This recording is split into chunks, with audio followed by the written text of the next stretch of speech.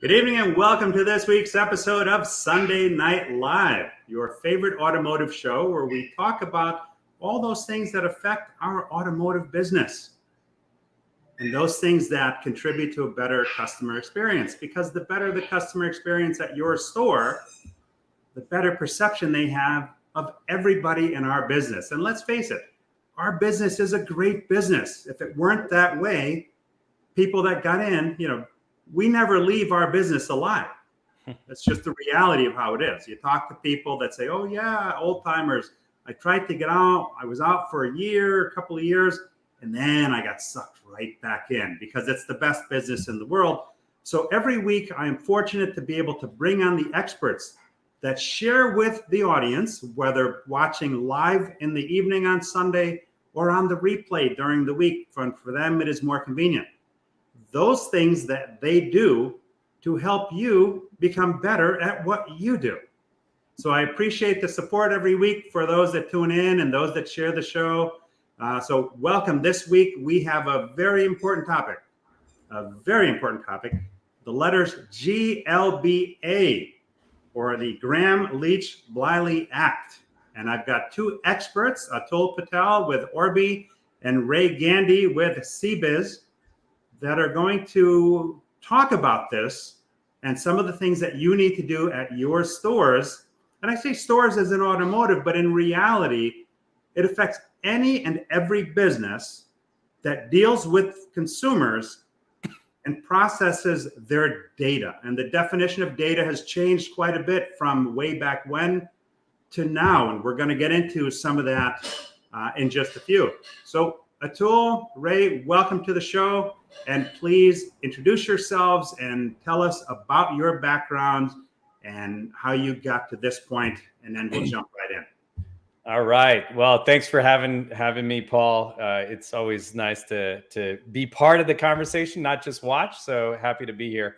My background is long history in ad tech and MarTech. That's marketing technologies, advertising technologies. So the evolution of how data is used in advertising and marketing, I've seen it all. I've seen it for over 2 decades, and I've seen different regulations come in and out of the process, like TCPA compliance and privacy around cookies and so forth. So I started about 4 companies, about 5 ad tech companies, sold about 4 so far, and Orbee is the current one that I'm really excited about. We do marketing automation, analytics, and a bunch of other sort of MarTech related stuff for dealers.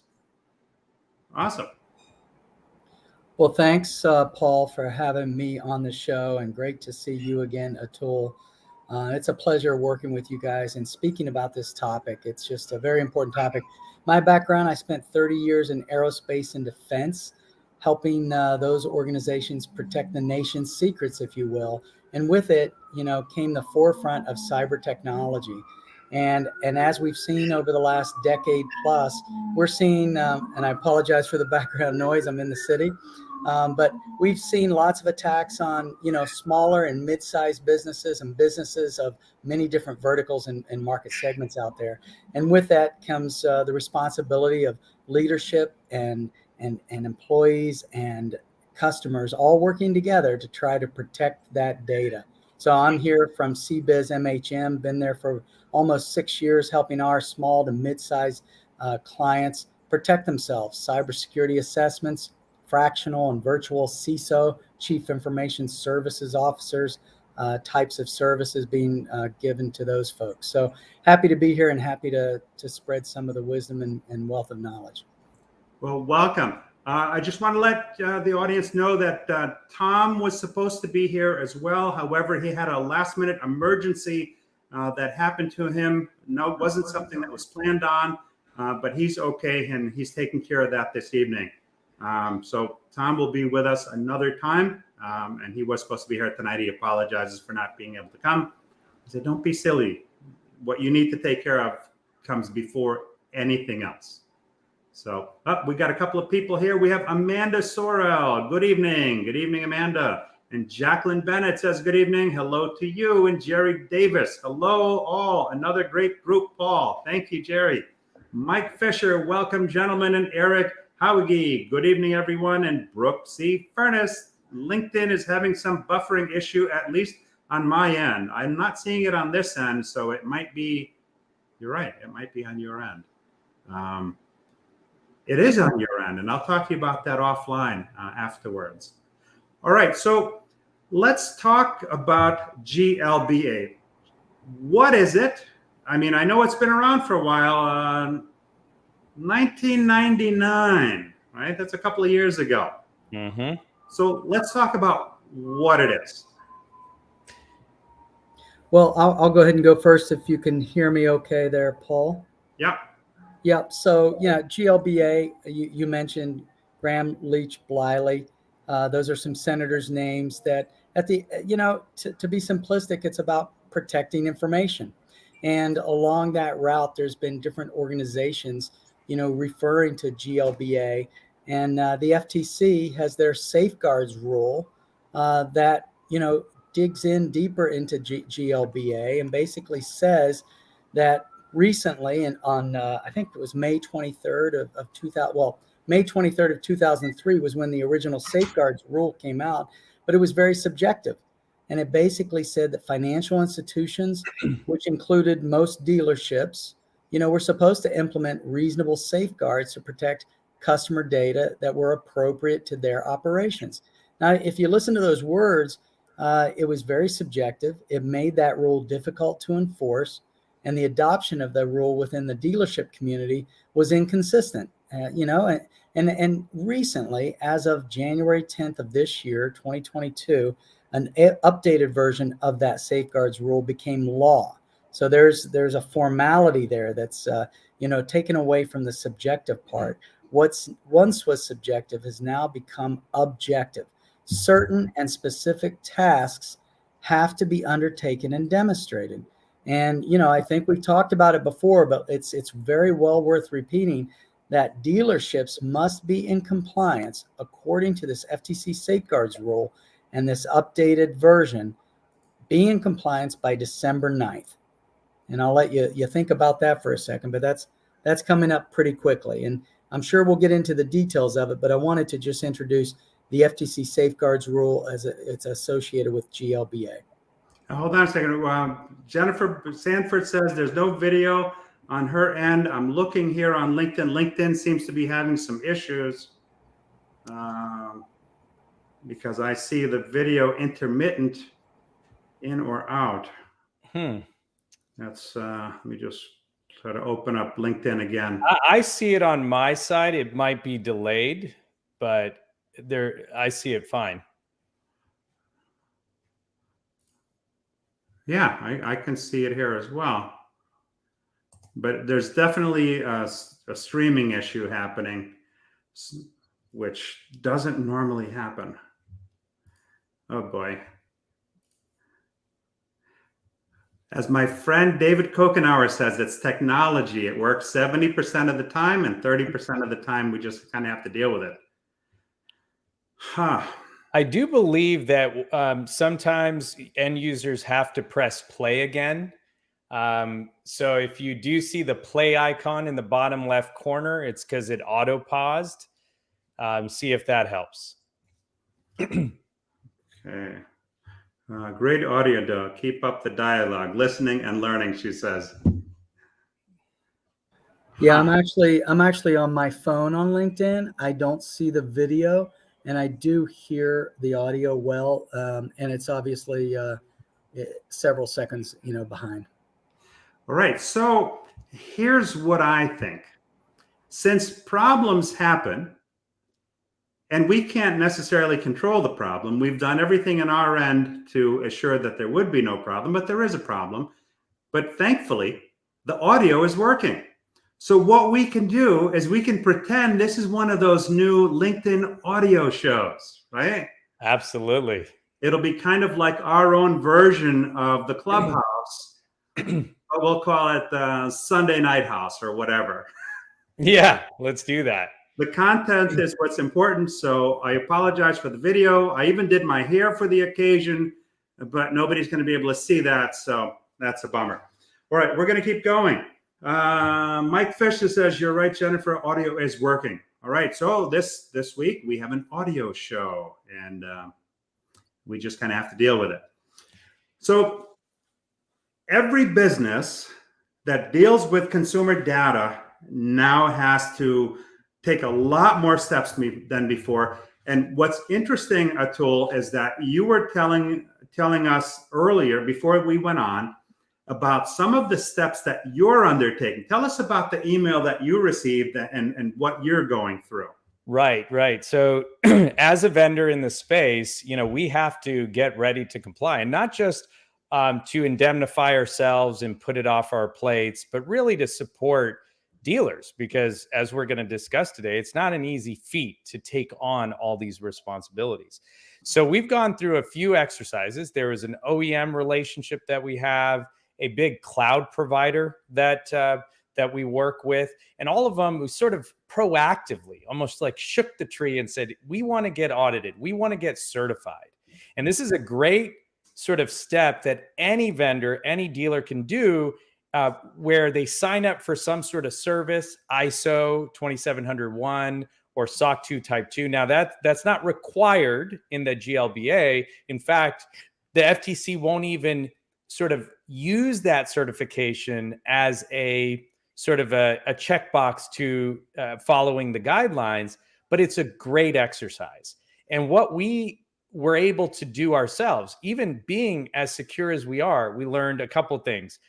I, as the CEO, cannot use a mobile phone authenticator. You know, those 6-digit codes that they send to you to log into things? You need a hardware version of that. You also need to be able to plug that into the machine that you're connecting to the cloud or software. And it hold on. So when you're talking about a hardware, you're talking like a flash drive. A flash drive. Yeah. So you've seen this if you have a relative or a friend in the medical business or high-end banking. They carry around a sort of a dongle, if you will, in their keychain, and they'll plug that into their computer to allow them to access data, right? This is more complicated than VPN. You can't just say, let me just sign in with username and password. Right. And then also I'm going to start to have to, Paul, reset my password every 30 days instead of 90 days. So, we all know how passwords are.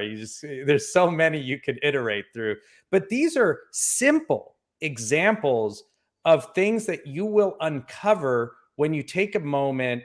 And sometimes it takes an outside force to put that pressure on you, right? To want. Sometimes you're like, I'm going to be fine. I'm not going to exercise. I'm not going to look good. But then when it's like, okay, we're going to Hawaii over the summer, then you start saying, okay, what do I need to do? You need that outside force to make that happen. And we've been experiencing that. And there's been sort of eye openings. And it makes me think, wow, this whole industry that we're in is definitely, dealers need to pay attention to this and take even baby steps towards compliance, because the deadline is coming, right? Paul, you mentioned it's 33 days about, right? Yeah. And so don't try to take the whole document from the FTC and solve everything, but rather take some steps from bottom up to try to secure your practices and the way you do things. And I'm sure, Ray, you have some thoughts on how, dealers could take those baby steps. But I would say that's the first thing that dealers need to do, is think about the trajectory of compliance, not this sort of binary, I'm going to be compliant or not.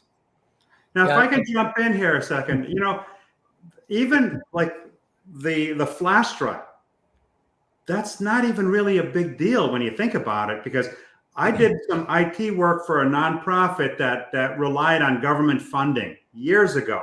Okay. And there was some kind of a token generator. Mm-hmm. And you had to input this digit, and this digit continually changed. If you didn't input the digit in time, then you couldn't get into the system. You couldn't do the work you needed to do.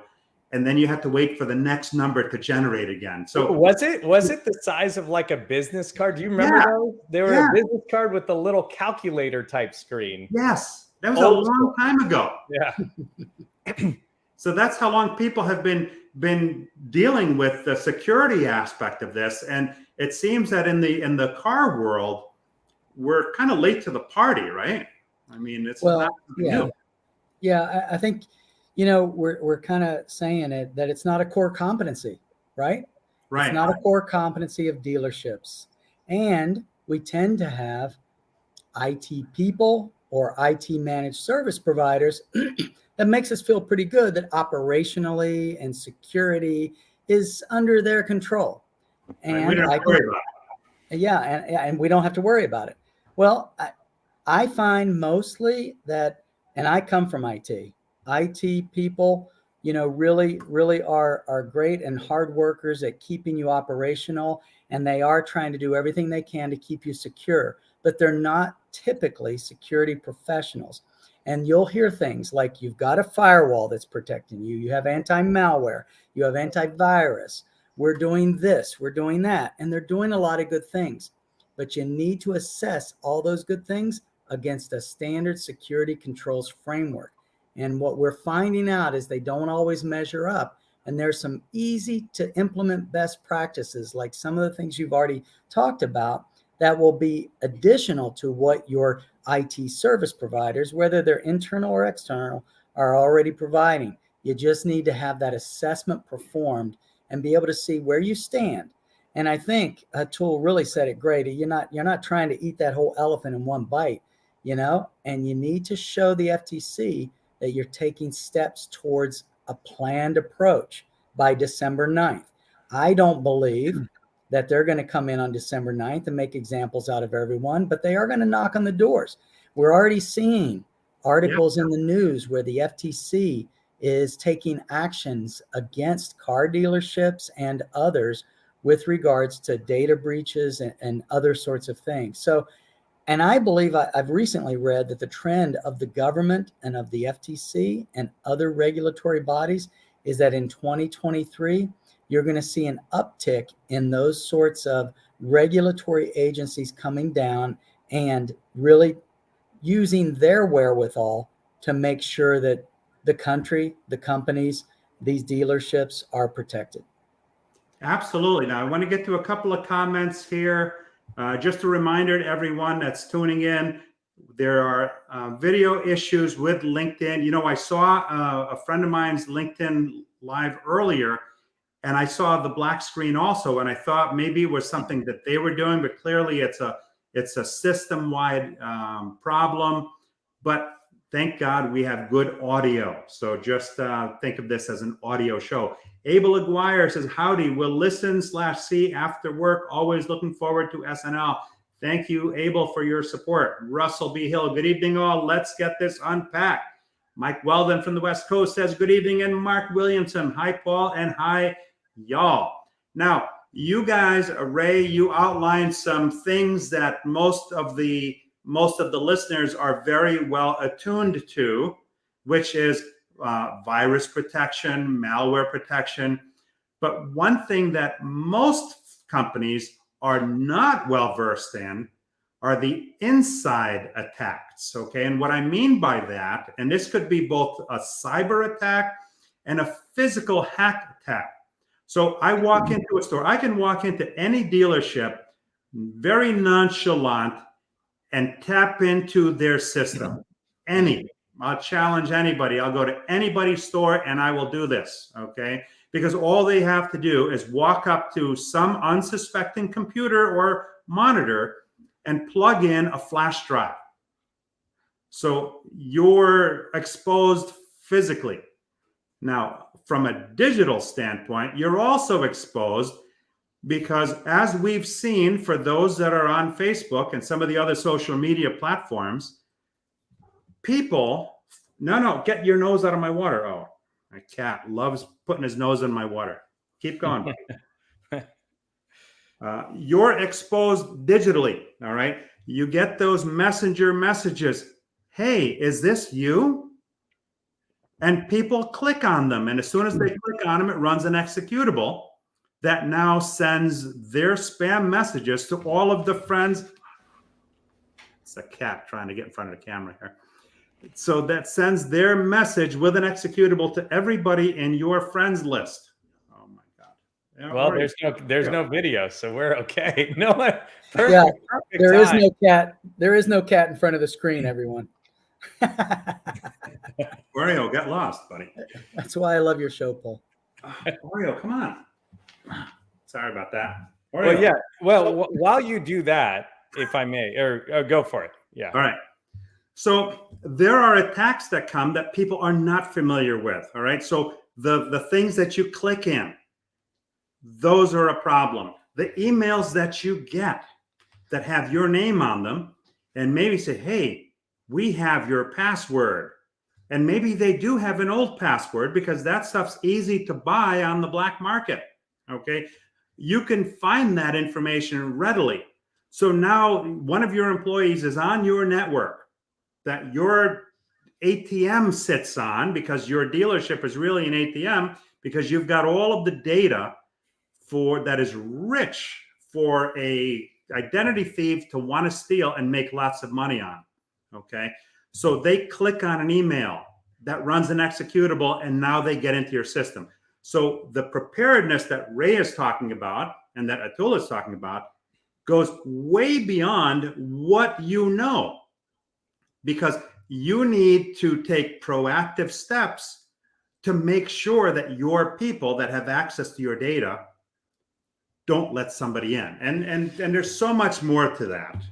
Well, I'll sort of mention two things to that point. So one, probably something Tom Kline would say is kind of a point we were making earlier about 2023.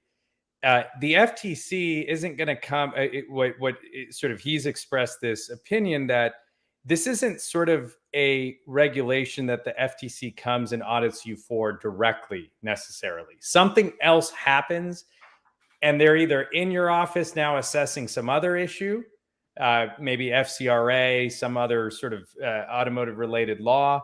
And then they happen to also ask you about your security practices, or there is a consumer or multiple consumers that complain about certain things, whether it's the way they were called or marketed to, or maybe there was some other sort of breach and they were wondering, is this the information I gave that dealer? Basically, this is going to be a tag-along regulation and issue for dealers if they don't take it seriously. But, you know, again, when you're showing that you're taking the steps towards the process, the systems, and the data sort of practices that this regulation's about, that's going to be sort of, I believe that the FTC will take note of that and say, all right, well, it looks like you're moving towards compliance. Here's an issue. It's sort of like a warning, or, Ray, have you actually seen that, in terms of where you have a grace period if you are in trouble, that you could sort of get your act together? Not that dealers should wait for that, but are there stages to that? Listen, I think it all depends, right? At the end of the day, if there's a big breach, yeah, they're not going to wait and give you much latitude. Right. I mean, I've already seen, forget the FTC, there's class action suits being held against dealerships and the leaders of those dealerships with regards to consumer data being breached. Consumers are filing class action suits. You're going to get in trouble by the FTC. You're also going to get in trouble if you give out their data, and then in the case of the article I read, try to give me 1 year of credit monitoring for what you just put me through and what I might suffer. Yeah, you're going to need to at least give 2. And in some cases, maybe more than that. So it's not just the FTC. Let's be honest. It's good business. It's the state level as well, right? I mean, I saw something in Massachusetts, I believe, that was state level.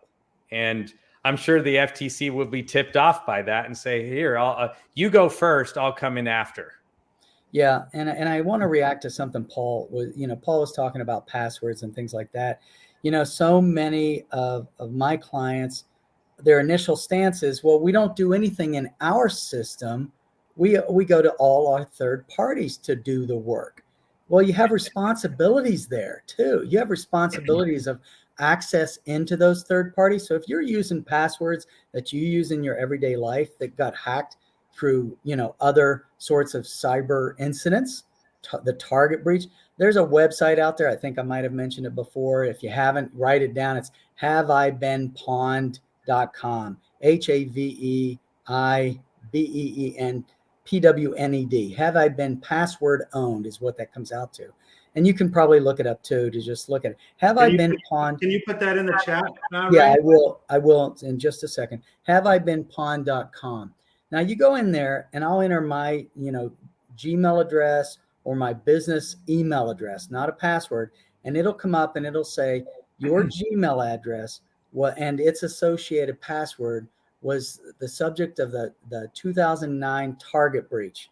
And then it'll say it was also the subject of a Netflix breach of 2012. And all of a sudden you start seeing all the places where your email and password of all these different apps that we all have, got breached. And then you have to ask yourself, do I ever use that password or a variation of that password in other systems? Then you got to ask yourself the bigger question. Do I use any of my personal app passwords into my professional life business?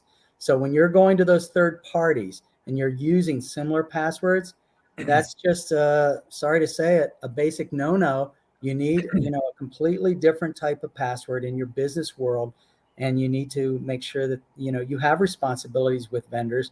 And that's part of the 9-step process that the FTC has laid out, is really looking at your vendors of where this critical data is and being able to ask them what they're doing to protect the data that's yours. And we can go into details of that, but that is one of the big 9, so to speak. Now, in addition to the website that you mentioned, I strongly recommend to anybody that's out there, if you don't have credit monitoring set up for yourself and your family, please do yourself a favor and do so. I've been doing it for years, and I will get notifications in real time. A previous email address was found on the dark web. Here's the date and time that it was discovered. And here is the system that it was discovered through. Okay. I found that a dentist office I went to had sold my email address to a marketing company, and that marketing company got breached. It's oftentimes another company, otherwise, as we know, a third-party vendor who's not as up to date on the security protocols as some of the larger companies. That tends to be the weak link in the chain to expose the other people. There was not that long ago, a major DMS company got into a problem, and it was an employee that had tapped into the network unauthorized and had exposed thousands of customer information over an 18-month period, and they settled for a good chunk of money. And I've got a couple of comments here I want to get to. Now the video is coming and going. It's buffering, but it's a LinkedIn issue. It is not our issue, although I guess their issue becomes our issue if they can't see us, right? Mike Fisher says to the audience, just keep refreshing your screen. Mike, I think it's beyond that, so we're just going to focus on the audio part. Brigham Charles Sears says, let's connect next show. Paul still in a meeting. Wow, that's dedication, brother. It's 8:29 p.m. and he's still working. That sounds like my schedule. Roger Gutierrez, December 9th is coming up quick, important stuff. And Michael Larkin, tomorrow. Either you call me or I call you, but we are going to get that lunch on the books tomorrow. And Jacqueline Bennett says, and the FTC lawsuits are naming dealerships and their executives. That's huge, because you don't often think of the executives as really facing any kind of consequences when the shit hits the fan, right? Other than like Enron or something. Roger Gutierrez says, which credit monitoring do you guys recommend? Ray, do you have any that you would recommend? I really don't. Right off the top of my head, I've been subject to breaches, like you said, from others. I feel like I'm getting free credit monitoring left and right, and I know that I'm partaking in those. At the end of the day, I don't know. I don't want the credit monitoring. I want you guys to protect my data, and I want to know that people are taking it seriously. And I want to do my job. I want to make sure I'm changing passwords. I want to make sure that I'm going to the proper websites in my personal life to shop, that I'm not just going willy-nilly clicking on things. We all just got to step up our game, each and every one of us as individuals. But more importantly, these companies, these dealerships, these are not our core competencies, but neither was doing accounting, but yet we have to do it. We have to do financial transactions. That's true. It's a natural evolution. Exactly. Yeah. I mean, you know, I worked for a company years and years ago that actually had a payroll department and cut the employee checks, you know, every week. Thank God ADP and others are out there in the world, these service providers. But it's these service providers we're kind of talking about, right? It's these SaaS businesses that dealerships, that they're operating their core business functions, you know, with these SaaS operators. And you ask yourself, well, what can I do to go ask somebody? Well, back in my day, in my experience of as being the, you know, head of internal audit, we would go audit the payroll department in our business. When the payroll services went to a third party, naturally we're like, well, now what do? We want to go audit. We always audited the payroll department. You know, it's important stuff. Well, you can't go audit ADP, but you can ask ADP for an independent audit of their services. And that's called a SOC 2 type 2 report, or sometimes a SOC 1 type 2 report. When it's security related, it's a SOC 2. So in any case, one of the easiest things with vendors is to at least be asking for a SOC 2 type 2 report and have some help if you don't understand how to read a SOC 2 report, because that's going to be very specific on all of the controls that they need to do, like access authorization and multi-factor authentication and backing up their data, which, by the way, is your data, right? You want to know that they're protecting your data and they're doing all the proper things that the FTC and other agencies are asking for. So we do have a responsibility within the FTC rule, and that is to be asking for these SOC 2 type 2 reports and asking our vendors that process and hold our beloved customer data, what they're doing to protect it. And this isn't something that, you know, you're entitled to. This is the law, right? So nobody's going to give you a hassle about providing it. And the minute they do, that's when you have to really look at that relationship and see if that's the right one for you. Now, the first step that stores, whether it's a dealership or any business that deals with customer data, is you need to designate a qualified individual that's going to oversee, implement, and enforce your information security system. All right. So you need somebody that's got some kind of training in this area to start this program, and everything has to be documented, right? How many stores out there today have such a person? Yeah, my experience with that, Paul, is back when it was when it first came out, the FTC rule actually said you needed a CISO, a Chief Information Security Officer. They've backed off on that, but they're basically saying you need somebody like a CISO who understands all these things. Now, again, in my experience, folks that I've talked to and worked with, they'll say, again, that person is my IT service provider, whether it's my internal IT person or my external IT person. And I would challenge you to ask that IT person or that group, can they talk about all the other 8 areas of the 9 areas of the rule? If they have a great understanding of all of those things, then that's great. You're probably got the right person named. If you're naming multiple people, you know, I'd say beware a little bit. You need a single source of truth of a person that can be held accountable and responsible. Now, that person does not have to be employed by the dealership. Right. It can be an external person. And again, I would say you might want to consider that. There's companies that offer fractional and virtual CISO services, and I'd say shop around, because I've heard lots of things about costs of this rule towards dealerships. I've heard hundreds of thousands of dollars.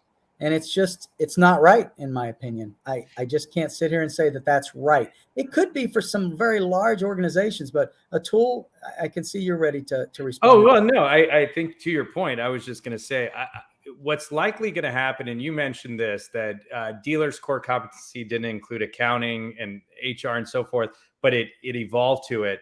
I think a lot of the service providers that may already be doing work for your auditing of your books may actually have a practice that is growing around IT. If you think about Deloitte and Anderson Consulting, which now has Accenture, and Ernst & Young that has Capgemini, is it one thing to consider is you may have existing vendor auditors, HR risk assessors that have capabilities to add other modules or elements that can help you towards these regulations.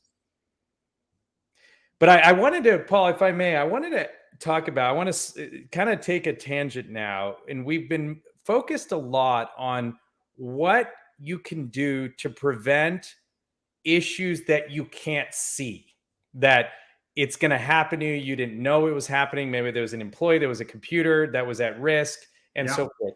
But there are a lot of areas in the dealership where you're actually giving data to others proactively, whether it's for business process, whether it's for marketing processes and so forth. So say I want to use a vendor to help me find my customers again, remarket, right? Remarketing is a popular term. And I say, hey, what was that?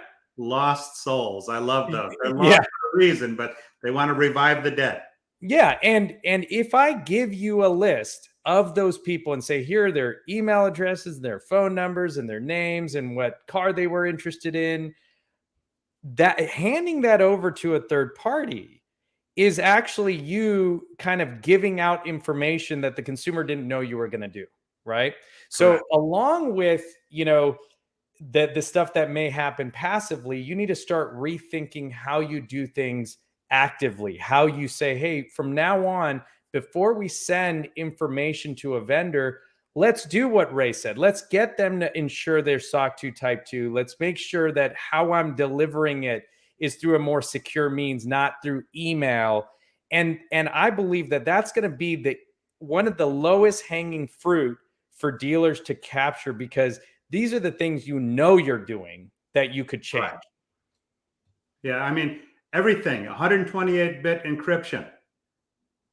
That's just out of the gate. That's the entry level. Let me just get to a couple of comments because I hate to fall behind.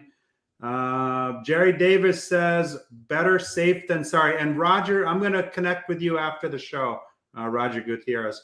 He said, Jerry says, better safe than sorry. 100% ignorance of the law is not valid anymore. At least if you've taken some of the steps, you may get a reduction. Don't quote me on that. Nah. I don't think that it's like when people are driving and they're talking on their cell phone. For some reason, they think that if they talk this way while they're driving, it's not the same as this way. And maybe they're thinking they're going to get a discount on the ticket or something. There's no guarantee for that.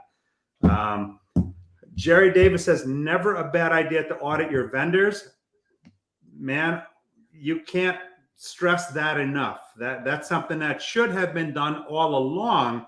But as things turn out, we often get put into positions where we have to do things as opposed to proactively doing them. But great comment. Jacqueline says, ask them to indemnify your business as well. Yeah, but let's talk about that. Indemnification isn't going to save you, right? So what is indemnification? Let's go into this. So indemnification, and we see this all the time in contracts, and it's one of those typical sections. In fact, there's two that are commonly capitalized, right? All caps: limited liability, indemnification. And indemnification says if I run into a problem and the FTC comes after me, I want to be able to step out from that process and have them come straight to you, vendor, and say, it wasn't me, it was them. And I believe, from what I've seen in TCPA compliance, that's going to happen. But the FTC is going to be like, I'm about to get a 2-for-1 special, right? Because it's both parties' responsibility. So definitely, it's very common, it's almost like a non-compete that you put into your employee contracts, even though you're in a state that disallows it. Indemnification is one of those things you just sort of assume, let's put it in there, and it won't hurt you, but I believe it won't actually help you. And this is why, again, what Ray mentioned earlier, we at Orbee are going through this stringent process right now of SOC 2 Type 2, and we're learning so much. And maybe then indemnification can mean a little bit more, even knowing what cybersecurity insurance vendors have, right? You're actually seeing a lot of OEMs require certain minimum insurances, 2.5 million, 5 million, 10 million.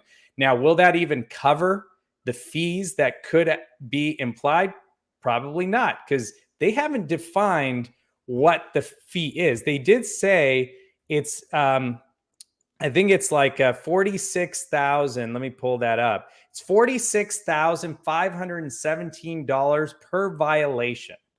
So they haven't defined what the violation is. Is it rows of data in a spreadsheet where there's 100 customers that you've shared, or thousands, if not tens of thousands, if you just export out of your your DMS or CRM? Or is it per moment, per incident that you have? We don't know, and they're going to leave it up in the air to allow them the flexibility to say, wait a second, so I'm going to go after the dealer and their vendors, and you guys figure out who's going to pay the bill. Right. But here it is. Here's the price.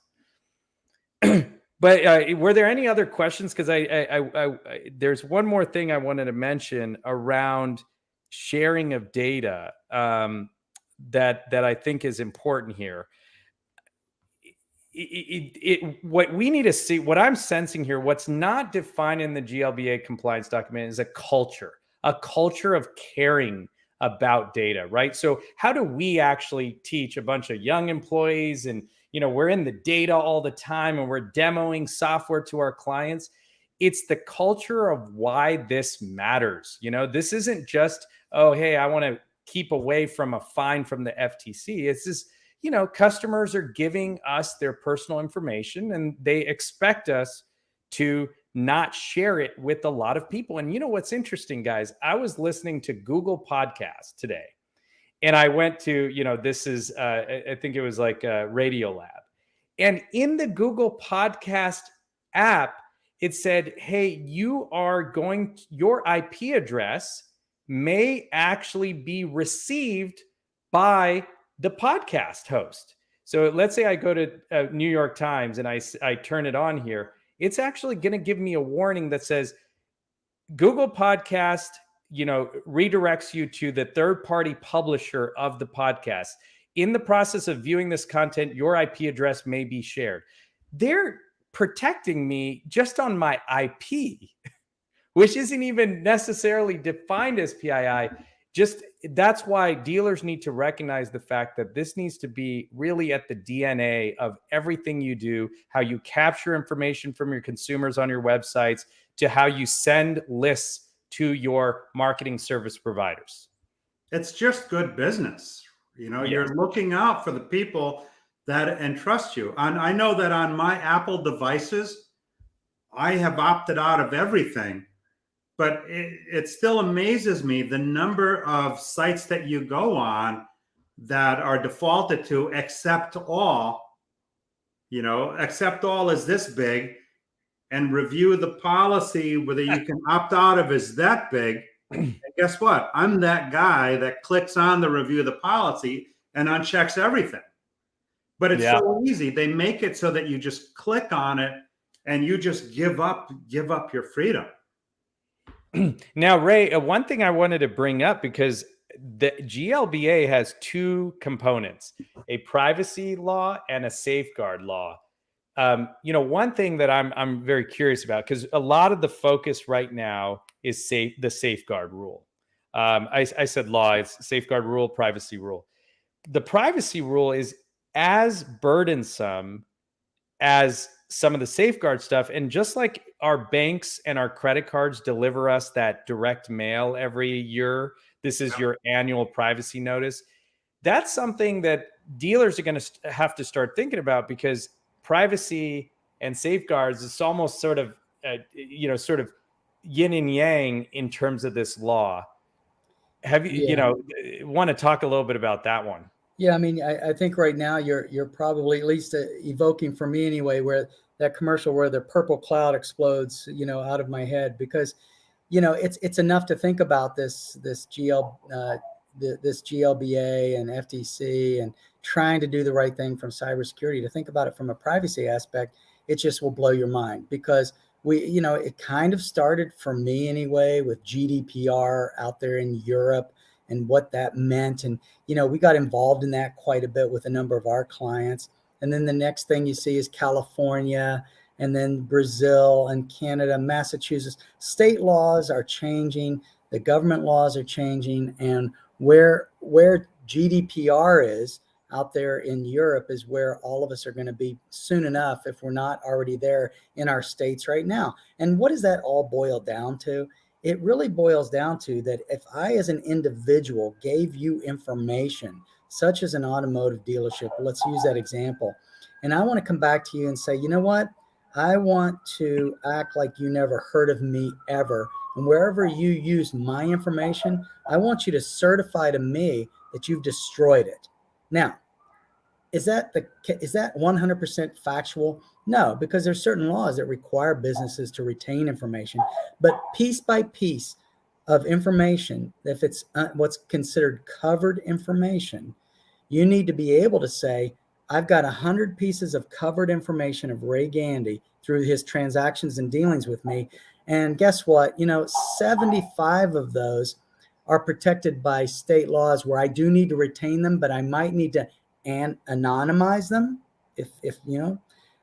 or be able to erase certain aspects of the data, that you can't take two pieces of data and somehow figure out it was me, right? So there's rules associated with, if it's required by law, can you anonymize it? If it's not required by law, you need to delete it.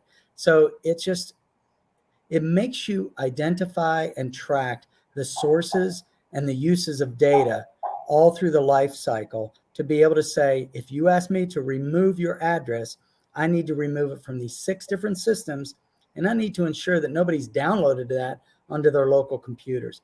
It gets to be pretty big. And it's almost tied together. The more you think about giving your customer that option, which will be by law, then you start thinking, okay, that means I need to know everywhere it's stored, everyone who's downloading it. I need to make sure I destroy it in places. And so that's why the privacy rule and the safeguard rule are almost kind of hand in hand in the process. It's just that privacy is mostly driven by states, and you don't really think about the privacy rule. Although, according to the GLBA, auto dealers are treated like, non-banking financial institutions, and therefore have some of the similar requirements around privacy. Where if Citibank, or let's take American Express and Cabbage, which is their small business loan side, even between those two organizations, they need permission, to share information. And yeah. You're absolutely right that they're tied, because what does the FTC safeguards rule says? It says, wherever you have this customer information, are you protecting it? And so a lot of folks will say, well, my customer information is in this third party, but you downloaded it. It's local on your machine. It might be in your network file shares. You might have emailed some information. At the end of the day, you need to really identify that customer data, identify where it's stored and processed, and identify and be honest with yourselves as to everywhere you use it, you copy it, you paste it, you store it, you send it, and be able to track it all the way through. Because you can't sit there and show to the FTC or any assessor that you're protecting data if you don't know exactly where it is. You need a forensic trail, basically, for all of the data that you're entrusted with. I want to get to a couple of comments. Jerry Davis says, if they challenge the audit time It's time to find another vendor. That is 100% correct. Jacqueline says, I'm hearing vendors are telling the dealer to name themselves. CBIZ. And Mike Weldon says, so true. This is such a huge undertaking, and we grew our IT department and brought on business partners to make sure we are ready. Still pivoting today as things are changing quickly. Your biggest challenge is to get the staff to understand these changes and stay within the lines. And Jacqueline says, indemnity helps to spread the cost. Now, the reason I know a lot of stores aren't doing this, and some stores are, many stores are, the reason I know that a lot aren't, because a lot of them aren't freaking out about it. If they were doing it and they were undertaking some of the steps that are required, they would be freaking out about it, because this isn't something that we normally do in the car business. This is not in our wheelhouse, but it needs to be. And we have to be smart enough to realize that, hey, when the shit hits the fan, this is serious stuff that can cost us a lot of time, a lot of money, a lot of energy, and it can cost us our reputations. So we need to be smart enough to realize when it's time to bring in the hired gun, right? People like Ray, people like Atul, people like Tom Kline that spend their days educating themselves to what's coming down the pike, what's already gotten here, and what you need to do to stay on top of it. I bet you spend a good part of your day just immersed in the data. Meanwhile, at the dealerships or at our businesses, what are we doing? We're busy putting out fires. We're not proactively digging into this. We're not making ourselves familiar with what the laws are, the regulations are, what our exposure is, because we're still trying to get caught up with our day. So you need to be honest with yourself, and you need to bring in the people that know how to do this.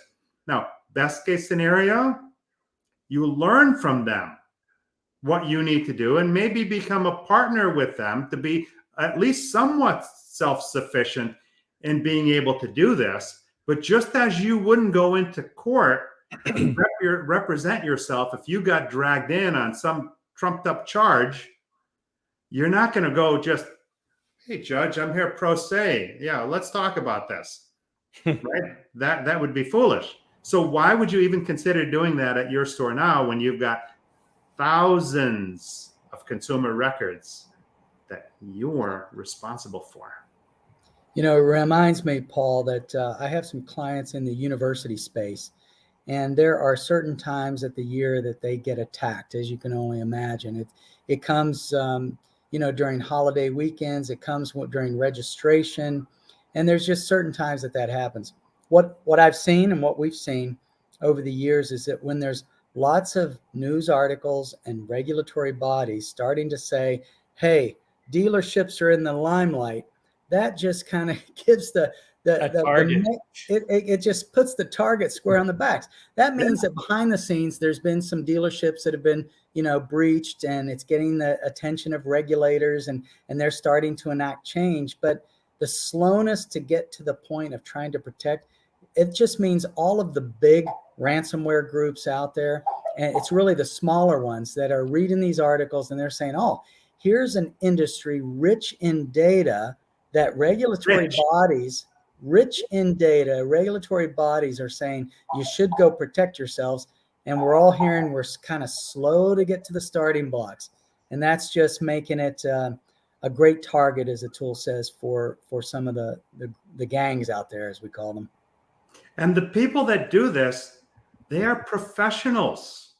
They are experts in their field. They know how to target people within companies. They know how to exploit the vulnerabilities. Okay? And it's easy. And it's easy because everything is out there today on social media.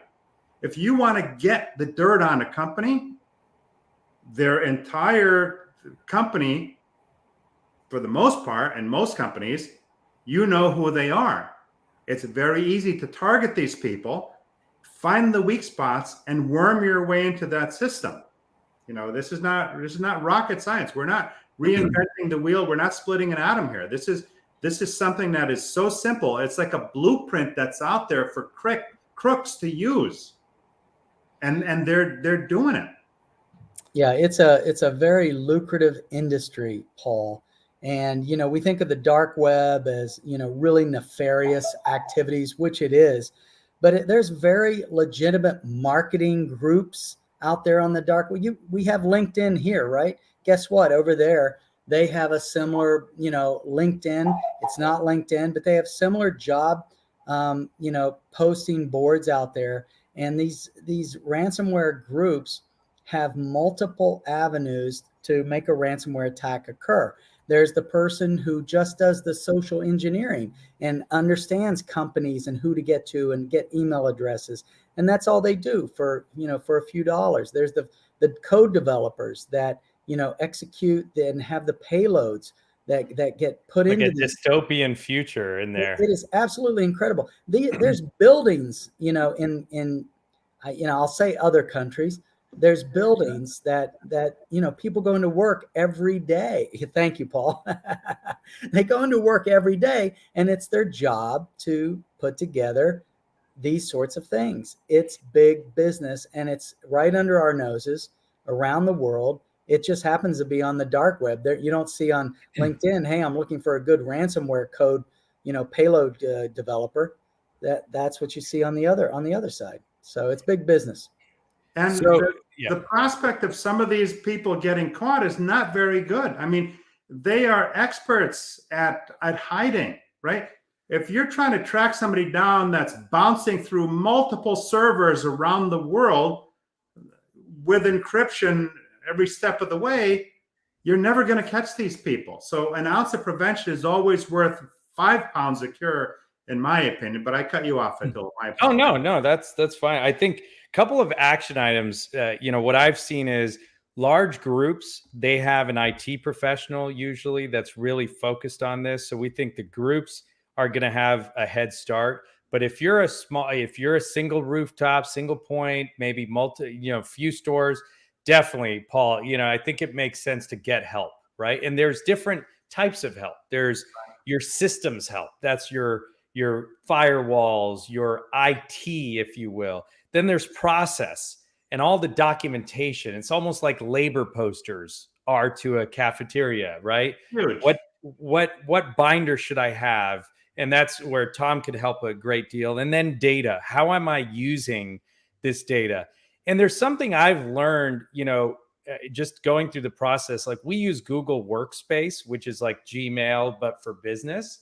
Yeah. And we started getting these data protection insights for your organization. And it says here, below are your key insights. You have 97 files that contain IP addresses. You have 126 files that have ICD-10 CM lexicon. I'm learning. I don't even know, but it's probably contextual information that looks like names or phone numbers. And that could be our payroll data, et cetera, within the organization. Yeah. But and LastPass, which is something that many of you guys may, you're using a password tool personally. You could bring some of those tools into the corporate environment. So I'd say find all the vendors that you use, your email vendor, your network vendor, and try to find low-hanging fruit to say, hey, what can you do to help me right now? What feature have I not turned on? If you're using Microsoft 365, they have features that can monitor, what email content is going in and out, right? So use basic wins first. And then, if you're a single point or a smaller dealership group, definitely reach out to vendors for these various elements. Now, in a store, you run multiple programs through multiple companies, and let's face it, turnover happens. And oftentimes, a particular manager that signed up for a program or 2-3 managers ago, you may still be paying for that program that you don't even use, or you don't have any idea that they're going in and out of your DMS. So my suggestion would be, number one, to run a report that tells you everybody that's going in and out of your DMS. That should be done automatically, but believe it or not, it's still not done automatically in a lot of stores. So run that report right away, and now familiarize yourself with, is there anybody on this list that you're not familiar with? And if they aren't, then disable it and turn it on if something breaks. That's the first step. The second step is run your payables report, right? Mm-hmm. You have so many people that you pay every month. Run a payables report and sit down, just like you're looking at that report, who's going in and out of your DMS. Look at everybody that you're paying and find out why. Because I guarantee you there's going to be a couple of names on that list that people are going to look at and they're going to scratch their head. Hey, you know what this is? No, I thought you knew.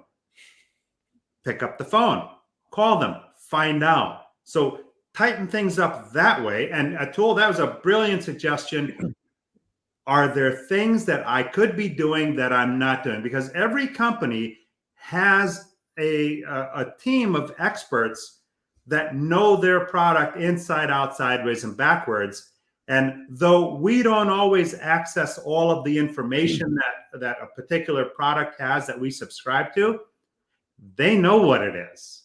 And if you have that proactive conversation, they will be not only able to, but willing to help you, because it helps everybody, right? Nobody wants to be dragged into a headline, a news headline, that ABC Motors and Joe Blow Data just got exposed by the FTC for this, and that.